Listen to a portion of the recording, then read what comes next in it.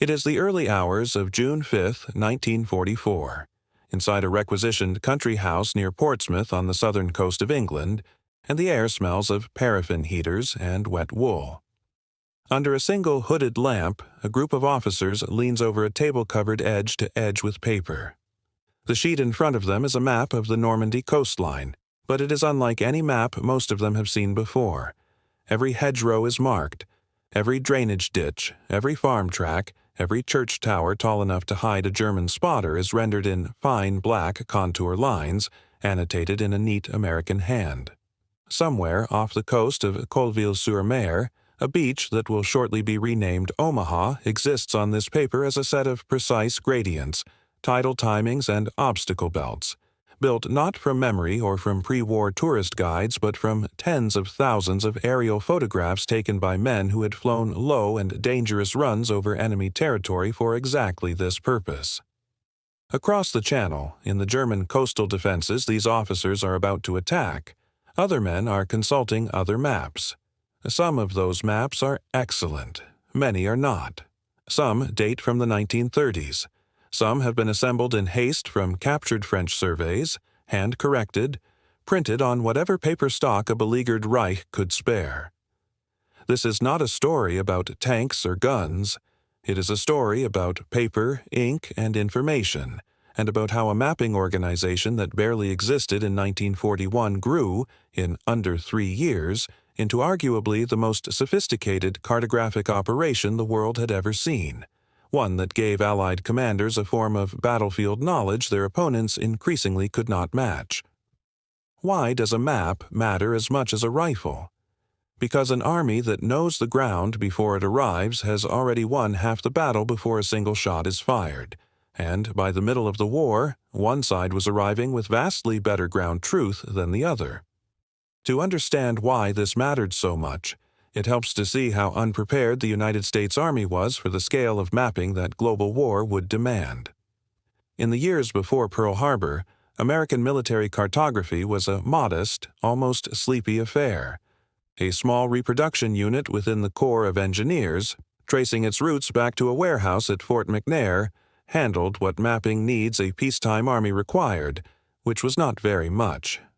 There was no expectation that the United States would soon need accurate large-scale maps of beaches in Normandy, mountain passes in Italy, jungle trails in New Guinea, and city blocks in North Africa, all produced to a consistent standard, all classified, and all needed faster than anyone thought possible.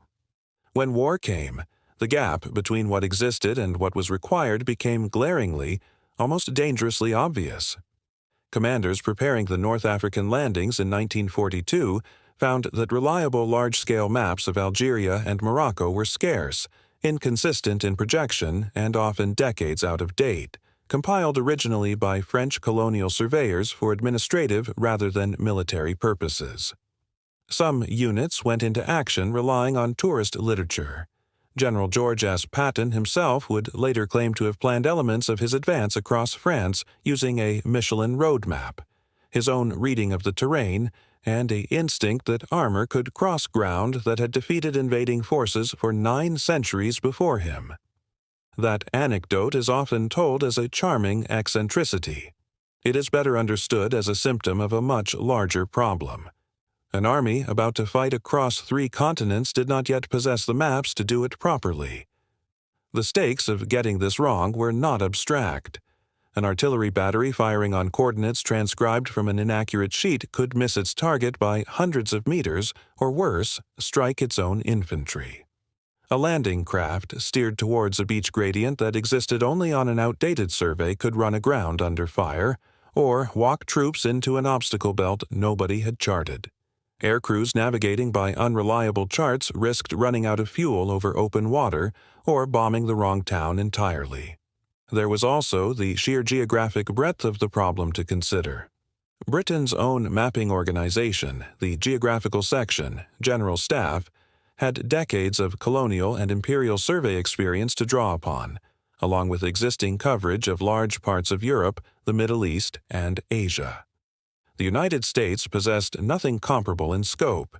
Its peacetime mapping tradition was almost entirely domestic, focused on the geological and boundary surveys needed for a continental nation, not on the beaches of Sicily, the mountain passes of the Vosges, or the river deltas of Burma. Every theater the American military expected to fight in was, cartographically speaking, a blank space that needed filling, and it needed filling under a security classification that made borrowing existing commercial or civilian sources fraught with risk, since captured enemy forces could learn as much from a lost map as a friendly one could gain from a found one. The Allied path to Berlin and Tokyo ran, quite literally, through paper, and in 1942 that paper did not yet exist in nearly sufficient quantity, accuracy, or detail.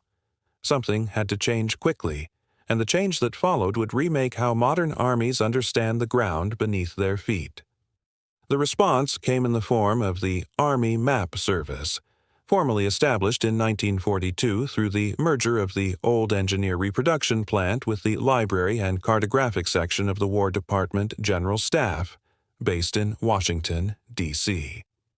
What made the Army Map Service remarkable was not any single invention, but the way it combined existing techniques at a scale nobody had previously attempted, and did so continuously, day and night, for the duration of the war. The organization ran its printing presses in round-the-clock shifts 6 days a week, an industrial rhythm more familiar to a munitions factory than a drawing office. Its raw material was not paint or clay, but light itself, captured on aerial reconnaissance film by pilots flying specially adapted photographic aircraft over enemy-held ground, often at altitude and often under fire.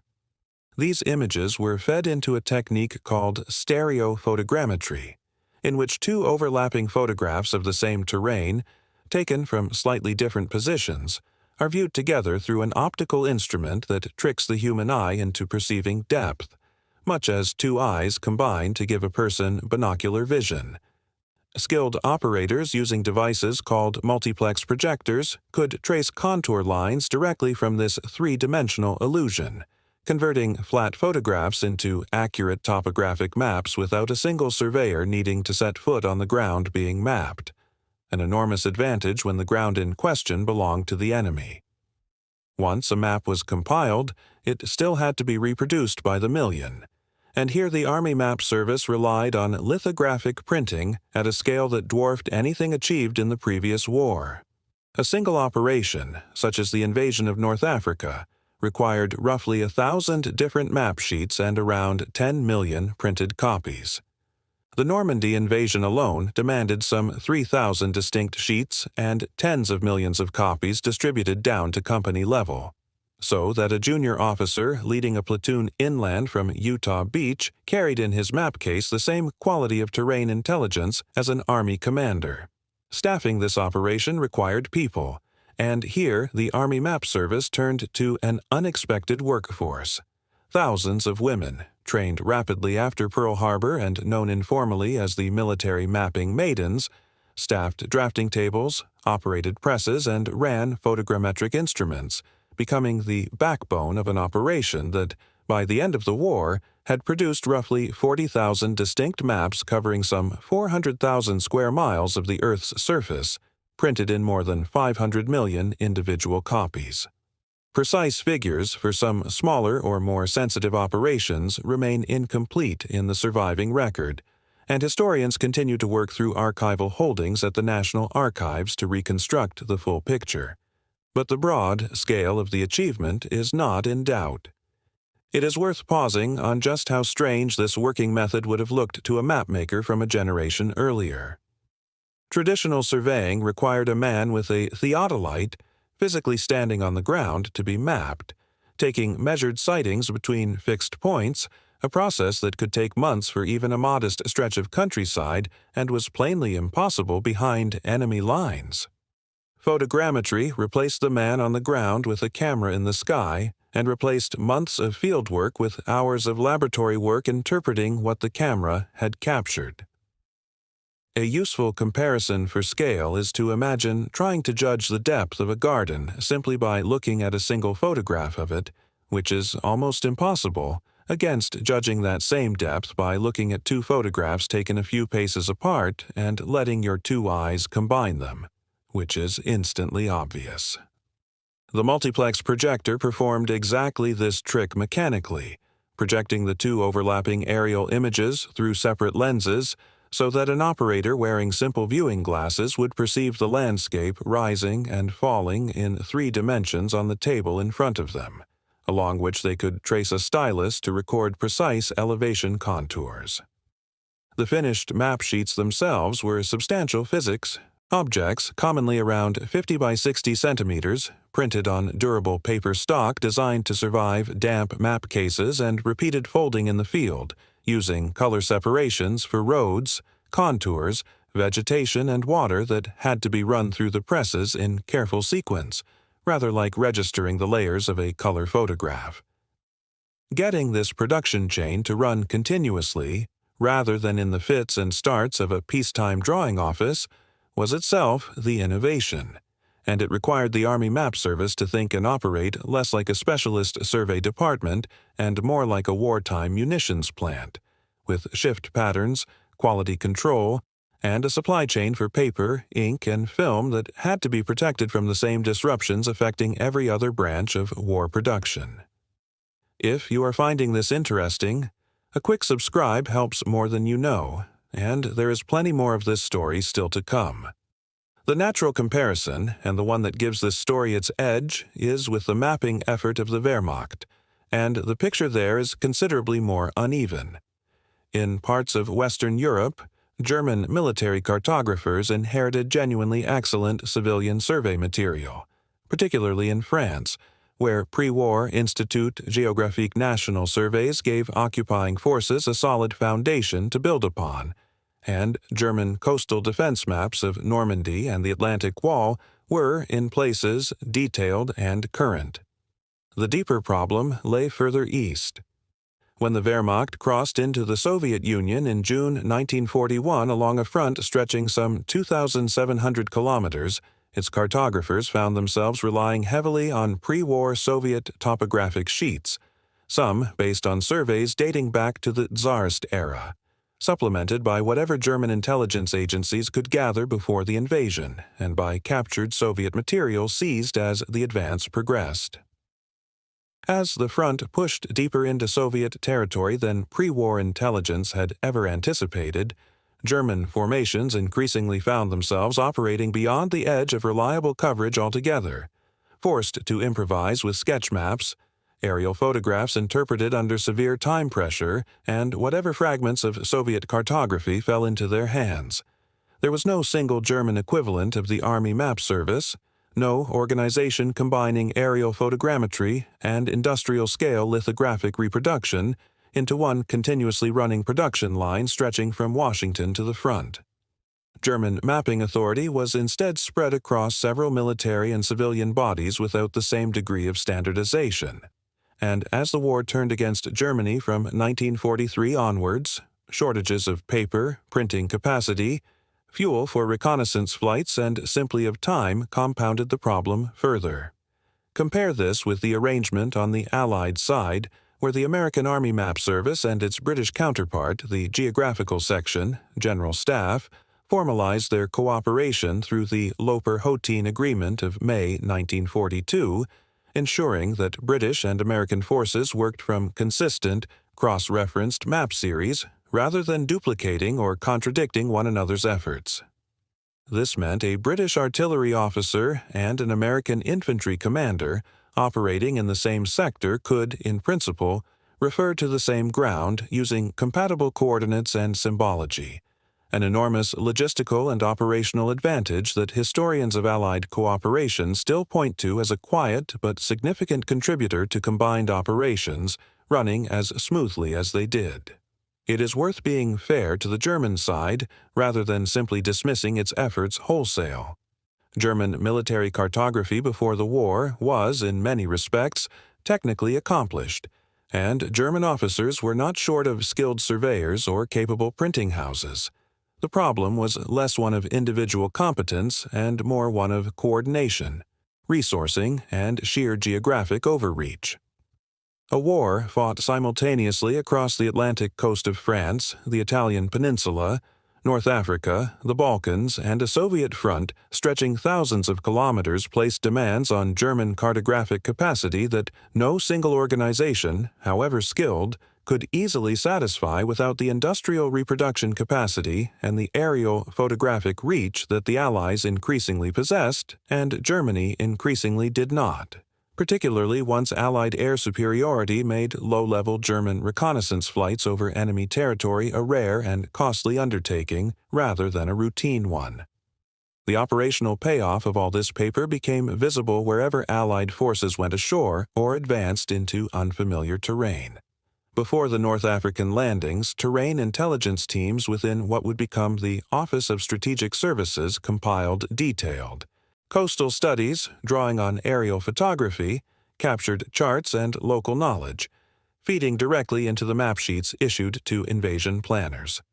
City plans produced by the Army Map Service, based on aerial photography and marked for internal use only, gave commanders block-by-block detail of towns like Sidi Bel Abbas in Algeria before troops ever set foot there, showing mosques, railway stations, barracks, and administrative buildings with a precision that would have been unthinkable using pre-war tourist literature alone. For the Normandy landings, the tens of millions of map copies issued down to unit level meant that even isolated groups of paratroopers scattered across the Cotentin Peninsula on the night of June 5th, far from their intended drop zones, often still carried terrain intelligence detailed enough to help them orient themselves and find their objectives.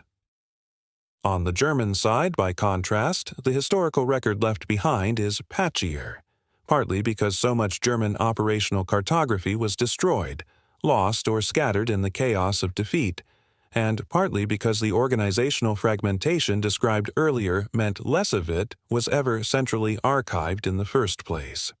What survives, much of it now held in captured document collections at the National Archives, shows a mapping effort that was frequently improvised, locally variable in quality, and increasingly strained as German forces retreated onto ground for which good current surveys simply did not exist.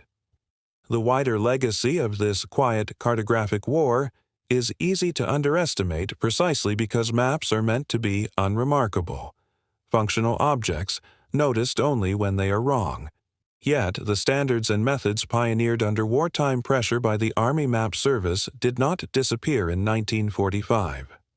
The organization continued in reduced form after the war, its personnel and techniques feeding directly into Cold War mapping efforts, and by the early 1950s, the United States, Britain, and Canada had formally standardized their military mapping conventions, a process that would eventually expand to cover NATO as a whole and shape topographic mapping practice for decades afterwards. The photogrammetric techniques refined during the war, converting overlapping aerial photographs into precise contour maps without ground surveys, became the foundation of civilian topographic mapping programs across the world in the post-war decades, long before satellite imagery made such labor seem almost quaint. It is worth being honest about what cannot be fully verified. Precise output figures for individual theaters and specific operations are not always consistent across surviving official histories.